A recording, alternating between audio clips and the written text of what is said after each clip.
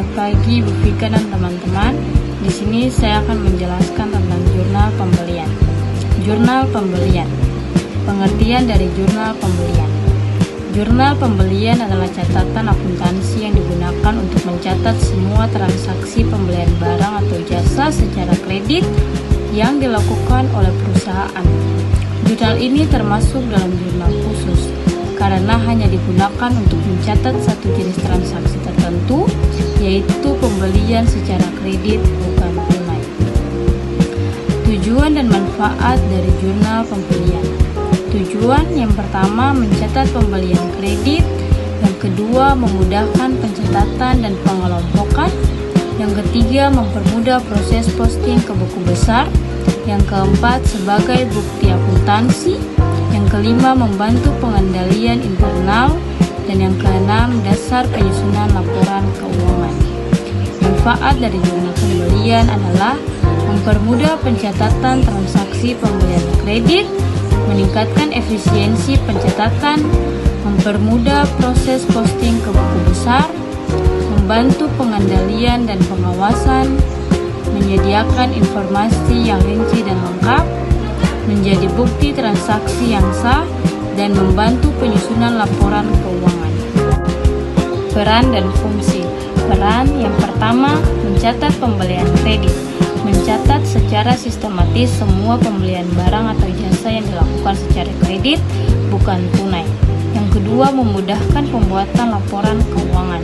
Transaksi yang terdokumentasi dengan baik di jurnal pembelian akan mempercepat proses penyusunan laporan keuangan, terutama neraca dan laporan laba rugi. Yang ketiga, sumber informasi untuk buku besar. Data dari jurnal pembelian digunakan untuk membuat posting ke akun utang dagang dan akun persediaan atau akun pembelian di buku besar. Fungsi yang pertama, mencatat pembelian kredit. Hanya mencatat pembelian secara kredit, bukan pembelian tunai. Biasanya berkaitan dengan persediaan barang dagang, perlengkapan, atau aset lain. Yang kedua, mempermudah pencatatan transaksi, menghindari pencatatan ganda di buku besar. Transaksi serupa dikumpulkan dalam satu jurnal khusus. Yang ketiga, dasar untuk posting ke buku besar. Total dari jurnal pembelian akan diposting ke akun utama seperti utang dagang dan persediaan barang. Proses pencatatan jurnal pembelian. Langkah-langkah yang pertama, identifikasi transaksi pembelian. Langkah pertama ini adalah mengidentifikasi jenis transaksi. Yang kedua, pengumpulan bukti transaksi. Setiap transaksi pembelian harus didukung oleh dokumen sumber. Yang ketiga, menentukan akun yang terlibat. Tentukan akun-akun yang terdampak oleh transaksi. Yang keempat, mencatat ke jurnal. Transaksi dicatat ke dalam jurnal berdasarkan jenisnya. Yang kelima, posting ke buku besar. Setelah dicatat di jurnal, transaksi dipindahkan ke buku besar masing-masing akun untuk menyusun laporan keuangan. Dan yang keenam, penyesuaian jika ada retur. Jika terjadi retur pembelian, maka perlu dicatat jurnal retur pembelian. Contoh studi kasus pertama. Pembelian barang dagang tunai di toko grosir. Pada tanggal 1 Oktober 2025, Toko Berkajaya membeli 100 unit beras dengan harga Rp50.000 di toko Sumber Rezeki dan membayar tunai Rp 5 juta. Ayat jurnal debit pembelian 5 juta, kredit kas 5 juta. Penjelasan. Pembelian barang dagang menambah beban di debit, kas berkurang di kredit. Contoh studi kasus yang kedua, pembelian barang secara kredit dari pemasok. Pada tanggal 3 Oktober 2025, Toko Berkajaya membeli 50 dus mie instan seharga Rp100.000 dari PT Indofood secara kredit dengan total 5 juta. Ayat jurnal debit pembelian 5 juta, kredit utang usaha 5 juta. Penjelasan, perusahaan membeli secara kredit, maka utang bertambah. Contoh studi kasus yang ketiga, pembelian perlengkapan kantor tunai. Pada tanggal 5 Oktober 2025, perusahaan membeli alat tulis kantor atau ATK seperti kertas, pulpen, dan map dari toko Sinar Stationery seharga 1.500.000 dibayar tunai. Ayat jurnal, debit perlengkapan kantor seharga 1.500.000, kredit kas seharga 1.500.000. Penjelasan, perlengkapan kantor bertambah, kas berkurang. Contoh studi kasus 4.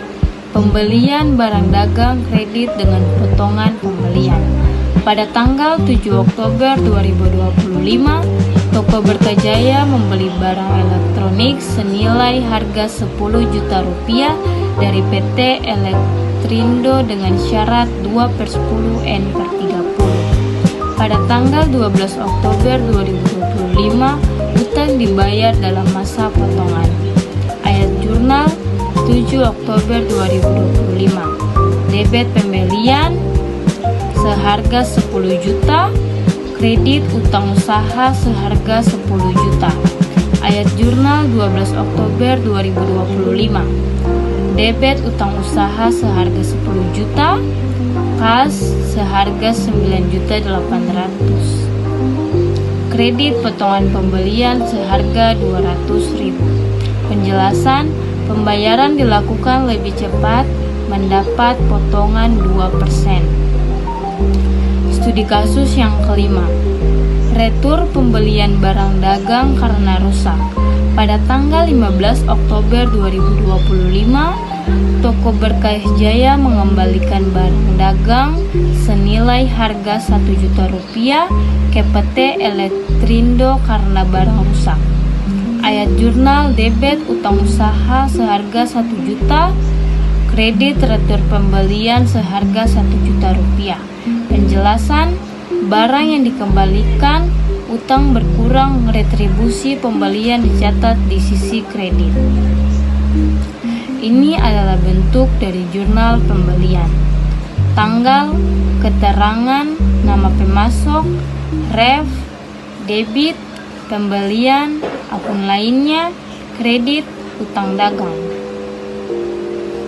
Kesimpulan, jurnal pembelian adalah catatan akuntansi yang digunakan untuk mencatat semua transaksi pembelian barang atau jasa yang dilakukan secara kredit oleh perusahaan. Jurnal ini sangat penting dalam sistem akuntansi karena membantu mencatat kewajiban perusahaan kepada pemasok dan mengelola stok barang yang masuk. Sekian dari saya, terima kasih.